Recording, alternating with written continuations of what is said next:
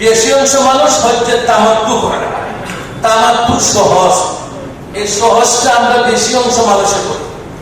কেরান হজ উমরা একসাথে, তো লম্বা ইহরাম দীর্ঘ হয়, কষ্ট বেশি হয়। এই জন্য এটা যারা আলিম উলামা জানেন, ওরা মাসলা মাসাইল জানেন, তারাই করে, তাদের জন্য সহজ। আমরা যারা আওয়াম পাবলিক, আমাদের জন্য কষ্ট হয়। আর তামাত্তু প্রথম উমরা করার পরে হালাল হয়ে যাওয়া, তারপরে যখন 8 তারিখ আসে তখন হজের জন্য আলাদাভাবে ইহরাম বাঁধা, এটা সহজ। এই জন্য এটা আমরা বেশি অংশ করি। আর একটা হলো যারা বদলি হজ করে, তো ইফরাদ, আপনাকে পয়সা দিয়া যে আমার আব্বা অসুস্থ যেতে পারবে না, আপনি হজটা করে নেন, তখন নিয়ম হলো ইফরাদ হজ করা, শুধু হজ। তবে মুহাক্কিকিন মুফতিয়ানে কেরাম, আমার কাছে বই আছে, এই বই মনসুরপুরি রহমত সালমান মনসুরপুরি দামাত বরকাতুহু ভারতে কিতাবুল মাসাইল হজ উমরা সম্পর্কে বড় বই বাংলাও আছে। তার মধ্যে আছে মুফতিয়ানে কেরাম লিখছেন যে বদলি হজ করবে, যার করবে উনি যদি অনুমতি দেন উনাকে, তোমার যে হজ ইচ্ছা সেই হজ করে নাও, তাহলে উনি তামাত্তু হজ করার অনুমতি আছে, তামাত্তু হজ করতে অনুমতি দেবে। তবে ইফরাদ করাটাই ভালো, অনুমতি দিলে তামাত্তু করা যায়। ঢাকার ডক্টর মুশতাক আহমদ সাহেব, আপনারা অনেকে মোবাইলে হয়তো দেখছেন পাইছেন, ডক্টর মুশতাক আহমদ, ঢাকা দেওবন্দের আলীর কাছে, উনি খুব সহজ করে হজ, খুব সহজ করে। তো হজ কাকে বলে, কি জিনিস, সহজ করে জিনিসটা তুলে ধরছে। উনি বলছেন আপনার 4 জায়গায় 5 দিনে 9 কাজ করাকে হজ করে। কত ইজি সহজ করে, তারপরে আস্তে আস্তে ব্যাখ্যা হবে। 4 জায়গায় 5 দিনে 9 কাজ করাকে হজ করে। 7 জায়গা কি? মিনা, মিনা যেতে হলে হজ করতে গেলে আরাফা, মুজদালিফা এবং মিনা হইয়া বাইতুল্লাহ, 4 জায়গা বাইতুল্লাহ প্রস্তাব করতে হয়। 4 জায়গা মিনা, আরাফা, মুজদালিফা, মিনা হইয়া বাইতুল্লাহ, 4 জায়গা 5 দিন, 8, 9, 10, 11, 12, এর মূল হস্ত 5 দিন, 8, 9, 10, 11, 12, 9 কাজ করা। 9 কাজের মধ্যে 3টা ফরজ, 6টা ওয়াজিব। 3টা ফরজ কি? ইহরাম বাঁধা, আরাফাত অবস্থান করা, বাইতুল্লাহ তওয়াফ করা। 9টার মধ্যে 3টা শেষ, রইল 6টা। 6টা ওয়াজিব। ওয়াজিব কি?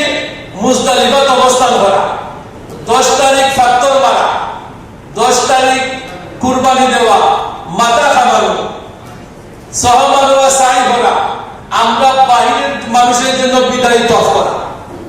কত সহজ, ইজি হয়ে উনি তুলে দিচ্ছেন। 4 দিনে 4 জায়গায় 5 দিনে 9 কাজ করাকে হজ। এখন আপনি ব্যাখ্যা হলো কাজটা কত সহজ। উমরার মধ্যে 4 কাজ, 2 জায়গায় 4 কাজ করা, এর নাম উমরা। 2 জায়গা কি? একটা আপনার বাড়ি আর একটা আল্লাহর বাড়ি। আপনার বাড়ির থেকে ইহরাম বাঁধবা, আল্লাহর বাড়ি থেকে 3 কাজ করবা। ফরজ 2টা, ওয়াজিব 2টা। ইহরাম বাঁধছেন আপনার বাড়িতে, বাইতুল্লাহ কে তওয়াফ করছেন, আর ফরজ 2 ফরজ, আর ওয়াজিব সাহাবানু ওয়া সাই, মাথা খামানো। ফরজ 2টা, ওয়াজিব 2টা। একটা আপনার বাড়িতে, 3টা আল্লাহর বাড়ি। ওই তো উমরা শেষ। কত সহজ, ইজি বইটা তুলে দিচ্ছেন ডক্টর মুশতাক আহমদ সাহেব। এটা বিস্তারিত আলোচনা হবে। এখন আসেন আমরা 11 নম্বর আলোচনা, ইহরাম বাঁধার কথা। আমি কাপড় আনছি, সব ইহরাম বেঁধে তওয়াফ কিভাবে করা সব আমি দেখাবো আস্তে আস্তে আস্তে আস্তে। যেহেতু আমরা 11টা আমরা সময় আছে, ইনশাআল্লাহ আস্তে আস্তে আস্তে আলোচনা। ইহরাম বাঁধা, ইহরাম কাকে বলে? ইহরাম মানে হারাম করা। ইহরাম যখন বাঁধবেন, আগে যত জিনিস হালাল আছে সব হারাম হয়েছে, এর নাম হলো ইহরাম বাঁধা। তার বাদে ইহরাম বাঁধা মানে পুরুষদের জন্য সিলাইকৃত যত কাপড় আছে সব কাপড় তুলে সাদা একটা কাপড় পরিধান করা, এটা সিস্টেম। সাদা কাপড় পরিধান করা, সেলাইকৃত সব কাপড় খুলে ফেলা। তারপরে সেলাইকৃত কাপড় খুললে ইহরামের কাপড় পরিধান করলা, কিভাবে পরিধান করবো আমি দেখাই। তারপর নামাজ পড়বেন, নামাজ পড়ার বাদে সালাম ফিরানোর পরে দুইটা কাজ করবেন, নিয়ত আর লাভবাই, অত ইহরাম বাঁধতে হইবে। কিভাবে আলোচনা আসবে। ইহরাম বাঁধার জন্য পূর্ব প্রস্তুতি, ইহরাম তো বাঁধবো, এর আগে প্রস্তুতি। হাত পায়ের নখ কেটে নেব পরিষ্কার, অবাঞ্ছিত চুল পরিষ্কার করবো, সম্ভব হলে ভালো করে গোসল করবো, যদি সুযোগ তাহলে উজু করে নেব। তারপর 2 সেট কাপড় নিব, 2 সেট, এক সেট তো পরিধান করবো আর সেট সাথে রাখবো। পুরুষের জন্য আমরা যে কাপড় সাদা হওয়া উত্তম।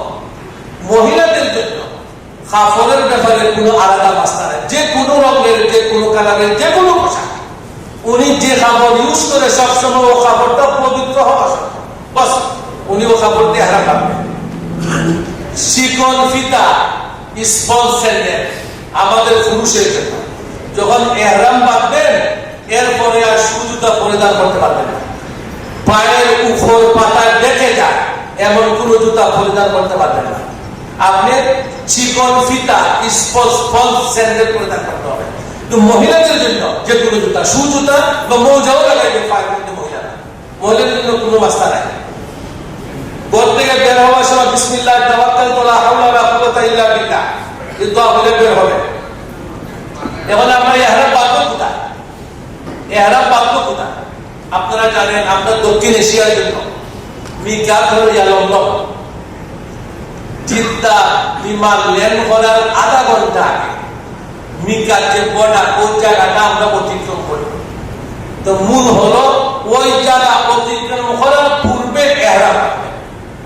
কিন্তু আমরা সতর্কতামূলক, আমরা বিমান উঠার সময়ই, আমরা উঠার আগে আমরা ইহরাম বেঁধে বিমান করি, সতর্কতা হলো।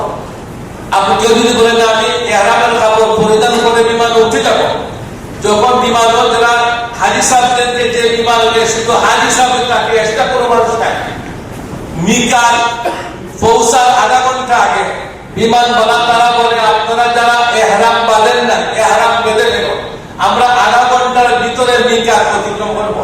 তখন হয়তো আপনি ঘুমো, তা আপনি ঘুমো থাকলে ইহরাম ছাড়া যদি মিকাত অতিক্রম করে আপনার দম আছে, জরিমানা আছে, 600 রিয়াল জরিমানা রাখবে। মানে একটা ছাগল কিনতে নিম্নে 600 রিয়াল লাগে, 600 রিয়াল কিনিয়া ছাগল কিনিয়া গরিবে পাঠিয়ে দিতে হয়, দম জরিমানা। নামাজও ভুল হলে সহসিদ্ধা লাগে, পয়সা লাগে না, কিন্তু হজও ভুল হলে পয়সা লাগে। এই জন্য আমরা সতর্কতামূলক বিমান উঠার আগে ইহরাম বেঁধে আমরা বিমান উঠি। মূল জায়গা হলো সেই জায়গা, এখানে ইহরাম বাঁধার স্থান। ইহরাম বাঁধার সময় আমরা এই কাজ করবো। 1 নম্বর, সেলাইকৃত কাপড় খুলে ফেলবো, সম্ভব হলে গোসল হবে না উজু করে নিব। আর মহিলাকে আমরা অসুস্থ থাকি, আগে বলছি অসুস্থ থাকা অবস্থায় আপনি সময় গোসল করবেন, গোসল করতে পারেন না উজু করবেন, করিয়া কিবলামুখী বসা অবস্থায় আপনি 2টা কাজ করবেন, আমরাও 2টা কাজ করবো। আমরা ইহরাম বাঁধার সময় যদি মকরুহ ওয়াক্ত না, মকরুহ ওয়াক্ত দুপুরের সময় সূর্য উঠে আসরে ফরজ নামাজ পড়ে ফেলছি, ওই সময় ইহরাম বাঁধবেন, নামাজ পড়তে পারবেন না। মহিলারা অসুস্থ থাকলে নামাজ পড়তে পারবেন না। নামাজ ছাড়া ইহরামের কাপড় পরিধান করে কিবলামুখী বসা অবস্থায় আমি 2টা কাজ করবো। 2 কাজ কি? ওই 2 কাজের নাম মূলত ইহরাম। ইহরাম মূলত 2 কাজের নাম। 1 নম্বর নিয়ত, 2 নম্বর লাভবাই। 2 কাজের নাম মূলত ইহরাম। আর কাপড় পরিধান করা, নামাজ পড়া, এটাও তার সিস্টেম, নিয়ম। কেউ যদি নামাজ পড়ে না, ইহরামের কাপড় পরিধান করে না, এই নরমাল কাপড় থাকা অবস্থায় কিবলামুখী বসে নিয়ত লাভবাই করে ফেলে তার ইহরাম বাঁধা হয় না। তবে এগুলো নিয়ম, প্রথমে ইহরামের কাপড় পরিধান করো, তারপরে নামাজ পড়ো, তারপরে 2টা কাজ করো। ওই 2টা কাজের নাম ইহরাম। 1 নিয়ত, 2 লাভবাই। যখন আমরা নিয়ত লাভবাইকে রাখলেন, তো আমরা অনেকে মনে হলে ইহরামের কাপড় পরিধান করছে, ইহরাম বাঁধিয়েছে না। কাপড়ের নাম ইহরাম বাঁধানো, কাপড়ের নাম ইহরাম নয়। কাপড়ের একটা আলাদা ইহরাম বাঁধার পরে যদি দুনু কাপড় খুলে ফেলেন, উলঙ্গ হয়ে যান, আপনি ইহরাম যাবে না। কেমন কথা? ওইটাই কথা। কাপড়ের নাম ইহরাম না। আপনার নিয়তটা লাভবাই কিনা ইহরাম, আপনার নিয়ত আছে লাভবাই আছে, কাপড়টা খুলে দাও, আপনি ইহরাম যাবে না। এই জন্য আমরা যারা রাস্তা জানি না, এই বছর গত বছর হয়তো আরফান মাত্র আমরা গোসল করি। গোসল করার সময় যেহেতু কাপড়ের নামে ইহরাম না, কাপড় আপনি চেঞ্জ করতে পারবেন। তখন আমরা গোসল করার সময় নিচে তো সাদা সাদা কাপড় তো পানি লাগলে দেখা যায়, আমরা নিচের কাপড় তুলে গামছা ফিনতে আমরা গোসল করি। যখন আমি কাপড় তুলছি গামছা ফিনছি গোসল করবো, অথবা কাপড়ের উপরেই গামছা পরিধান করে গোসল করি।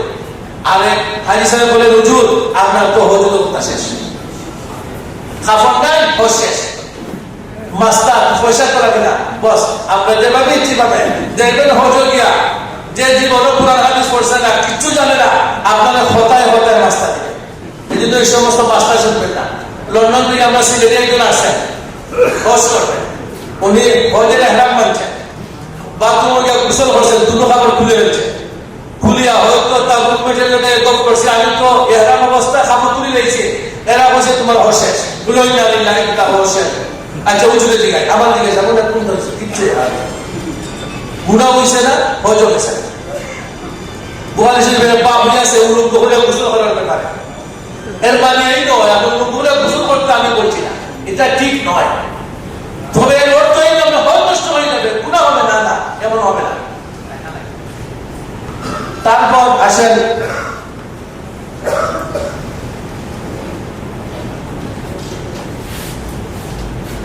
আমরা পুরুষ যারা আছি, পুরুষগণ ইহরাম বাঁধার সময় আমাদের ইহরাম কোথায় মাথা, মহিলাদের ইহরাম কোথায় চেহারা। মহিলাদের চেহারা খোলা, পুরুষদের মাথা খোলা, সারা খোলা। এখন মহিলাদের চেহারা খোলা এর অর্থ এই নয় হজের সময় পর্দা করা লাগে না। চেহারা হইল মূল আকর্ষণ। পুরুষরা যখন আপনার চেহারা দেখবে হজের সময়, তখন সে গুণা হয়তো মনে আসবে, গুণা করবে, আপনিও গুণাগার হবেন। তাহলে চেহারা কাপড়ও লাগবে না, আবার পর্দাও করতে হবে। এটা কেমন ভাবে হয়? এই জন্য একটা কেফ আছে, কেফটা আমি পাইছি না, জানছি না। আমরা প্রতি শুক্রবারে উমরা প্রশিক্ষণ দিই, ও বড় আমার কেফ আছে। তো মহিলাদের ইহরাম অবস্থায় আপনারা কেফ হাসান মার্কেট পাবেন, ওকে জামে মসজিদ কেন্দ্রীয় মসজিদের আন্ডারগ্রাউন্ড নাফতাব পারফিউম ও দোকানে আপনারা কেফটা পাবেন। যাদের সাথে মহিলা আছে আপনার কেফটার ব্যবস্থা হবে। আর আগে আমি বলছি হজ কবুল হওয়ার জন্য পুরাপুরি শরীয়ত সম্মতভাবে হজ করলে আপনি 100 আশা রাখতে পারেন আপনার হজ কবুল হয়েছে। তখন পর্দা লঙ্ঘন হবে আবার হজ কবুল হবে, এটা তো কঠিন কথা।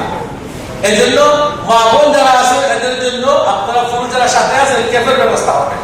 কেফটা হলো কি, যখন ইহরাম বাঁধবে কেফটা না, কেফের সামনে একটু বাড়তি আছে, ও বাড়তি এখানে আপনার খালা কাপড় আছে, প্রায় 4 ফুট দূর কাপড় থাকবে, চেহারা থাকবে না, পর্দাও রক্ষা হবে, আপনি রাস্তাও দেখবেন।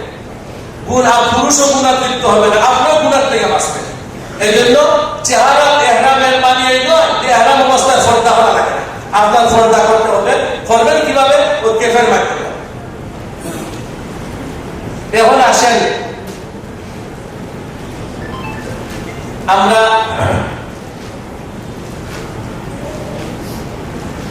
ইহরাম আমরা বাঁধবো, বাঁধার আগে এই সমস্ত করণীয় কাজগুলো আমরা করলাম। ইহরাম বাঁধার পরে ইহরাম কিভাবে বাঁধবো আমি দেখাইবো, কিভাবে বাঁধতে হবে। বাঁধার পরে আপনার দোয়া কবুলের সময়, ইহরাম যখন বেঁধে ফেলবেন, যখন দোয়া কবুল হয়, তখন আপনি হাত তুলে দুরূদ শরীফ পড়ে আল্লাহর কাছে দোয়া করেন। এর মধ্যে একটা দোয়া কিতাব বলেছেন, আল্লাহুম্মা ইন্নী আসআলুকা রিযাকা ওয়াল জান্নাহ ওয়া নাউযু বিকা মিন গাযাবিকা ওয়ান নার ওয়া আউযু বিকা মিন গাযাবিকা ওয়ান নার। ওই দোয়াটা লেখছেন যে দোয়াটা বেশি গ্রহণযোগ্য। ইহরাম বাঁধার পরে দুরূদ শরীফ পড়ে আল্লাহর কাছে হাত তুলে দোয়া করে, এই দোয়া কবুল। তো দোয়া বিভিন্ন দোয়া আছে, এর মধ্যে একটা দোয়া কিতাব বলেছেন, আল্লাহুম্মা ইন্নী আসআলুকা রিযাকা ওয়াল জান্নাহ ওয়া আউযু বিকা মিন গাযাবিকা ওয়ান নার। ওই দোয়া করার কবুলের বেশি আশা রাখে। এর মানে আসেন আমরা ইহরাম বাঁধবো নিয়ত আর তালবিয়া, ওই দুইটার মাধ্যমে, ওই দুইটার নাম হলো ইহরাম। তালবিয়া সম্পর্কে আলোচনা, তালবিয়া কোথা থেকে আসলো, তালবিয়ার ফজিলত কি দেখেন। তালবিয়া হজের বিশেষ জিকির, খাস জিকির। আস্থা হজের মধ্যে কোন ধরনের দোয়া দুরূদ যদি নাও জানেন, হজের সওয়াব কোনো কমি হবে না। কিন্তু তালবিয়া যদি সহিশুদ্ধভাবে না জানেন, আপনার ইহরাম বাঁধার মধ্যে ত্রুটি হবে। ইহরাম তো বাঁধবেন তালবিয়ার মাধ্যমে, এবং ইহরাম বাঁধার পরে আপনার কাজ কি? কিতাবে লেখছেন কুরআন তিলাওয়াতের চেয়েও বেশি সওয়াব তালবিয়া পড়া। তখন আপনার তালবিয়া ভুল, লাব্বাইক ভুল, লাব্বাইক পড়তে জানেন না, পড়লেও ভুল হয়, তাহলে এই ভুল লাব্বাইকের মাধ্যমে আপনি কিভাবে সওয়াব পাবেন? এই জন্য তালবিয়া এক নম্বর সহিশুদ্ধ করতে হবে। সহিশুদ্ধ করার জন্য যেহেতু আরবি, তালবিয়া যেহেতু আরবি, আরবি জানেন না বলে একজনের কাছে গিয়ে তালবিয়া আপনি সহিশুদ্ধ করতে হবে। আপনার নেশা ইমাম সাহেব মুয়াজ্জিন সাহেব যার কাছে আপনি আশ্বস্ত, তার কাছে যান, তালবিয়া সহিশুদ্ধ করেন। তালবিয়া দেখেন বোর্ডে লেখা আছে, সাইদ ইবনে পালনপুরি লাম্বাল্লাহু মারকাদাহু তুহফাতুল কারিত লেখছেন, যেখানে লেখা গ্রন্থ 7 জায়গা থেমে পড়া তালবিয়া মুস্তাহাব, 7 জায়গা থেমে পড়া মুস্তাহাব। এখানে ক্ষমা দেওয়া আছে, আমি পড়ি শুনেন। লাব্বাইক আল্লাহুম্মা লাব্বাইক, লাব্বাইক লা শারীকা লাক লাব্বাইক, ইন্নাল হামদা ওয়ান নি'মাতা লাকা ওয়াল মুলক লা শারীকা লাক। এইভাবে পড়া মুস্তাহাব আছে। লাব্বাইক আল্লাহুম্মা লাব্বাইক, লাব্বাইক লা শারীকা লাক লাব্বাইক, ইন্নাল হামদা ওয়ান নি'মাতা লাকা ওয়াল মুলক লা শারীকা লাক। ক্ষমা দেওয়া আছে এখানে। এইভাবে আপনি পড়বেন। তালবিয়া পড়া মুস্তাহাব। কবে? আমরা পড়ার সময় 8-10 জায়গায় তালবিয়া পড়ি, তো তালবিয়া পড়লে সওয়াবও কোনো কমি হবে না। এটা আমাদের পড়ার সুবিধা। যেমন আমরা পড়ি লাব্বাইক আল্লাহুম্মা লাব্বাইক, লাব্বাইক লা শারীকা লাক লাব্বাইক, ইন্নাল হামদা ওয়ান নি'মাতা লাকা ওয়াল মুলক লা শারীকা লাক। কত কথা! লাব্বাইক আল্লাহুম্মা লাব্বাইক, লাব্বাইক লা শারীকা লাক লাব্বাইক, ইন্নাল হামদা ওয়ান নি'মাতা লাকা ওয়াল মুলক লা শারীকা লাক। আপনার সহিশুদ্ধ হতে হবে। মুস্তাহাব 7 জায়গায় তালবিয়া মানে পালা। এখন যদি আপনি 7 তালবিয়া করতে পারেন, আপনার আরো বেশি জায়গায় তালবিয়া অসুবিধা নাই, কিন্তু সহিশুদ্ধ করতে হবে। তালবিয়া সম্পর্কে হযরত যায়েদ ইবনে খালিদ জুহানী রাদিয়াল্লাহু আনহু উনি বলেন, আল্লাহ নবী সাল্লাল্লাহু আলাইহি ওয়াসাল্লাম বলেন, আল্লাহ নবী বলেন, আমার কাছে জিবরাইল সালাম আসে, আয়া বলেন, হে নবী, আপনি আপনার সাহাবাদেরকে জুরে জুরে তালবিয়া পড়ার জন্য বলেন। জিবরাইল আমিন নবীর দরবারে এসে বলছেন, আপনি আপনার সাহাবাদেরকে বলেন লাব্বাইক জুরে জুরে পড়ার। ইবনে মাজাহ শরীফ মুস্তাদরাকে হাকিম আছে লাব্বাইক। তারপর সাইয়্যিদনা উমর ফারুক রাদিয়াল্লাহু আনহু উনি আল্লাহর নবীকে জিজ্ঞাসা করেছেন, হজের মধ্যে কোন আমল সবচেয়ে উত্তম, সবচেয়ে ভালো, সবচেয়ে পছন্দিদা? হজের মধ্যে কোন আমল? আল্লাহর নবী ফরমান, আল আজ্জু ওয়াস সাজ্জু। কত সংখ্যা, কত সুন্দর। ওমর রাদিয়াল্লাহু জিজ্ঞাসা করেছেন আল্লাহর নবীকে, হজের মধ্যে কোন আমল সবচেয়ে উত্তম আমল? আল্লাহর নবী বলেন, আল আজ্জু ওয়াস সাজ্জু। আল আজ্জু মানে বেশি বেশি লাব্বাইক করা, সাজ্জু মানে কুরবানি করা। যে হজ কুরবানি হবে, যে হজ বেশি বেশি লাব্বাইক হবে, ওই হজ হলো সর্বোত্তম হজ। আর হাদিস আছে ইবনে আব্বাস, আল্লাহ নবী আইয়ুল আমালি আফদাল? আল ঈমানু বিল্লাহ। قيل ثم ماذا؟ قال الجهاد في سبيل الله. قيل ثم ماذا؟ قال الحج المبرور. 3 নম্বর হজ মাবরুর সর্বোত্তম। তারপর আল হাজ্জু ওয়াস সাজ্জু ভাইয়া, এইগুলো তালবিয়া সম্পর্কে। হাজি এবং হজকারী উমরা হাজি যখন ইহরাম বেঁধে লাব্বাইক করে, হাদিসের মধ্যে আছে, তখন তার ডাইনে বামে সামনে পিছনে যত ফাতর গাছপালা যা কিছু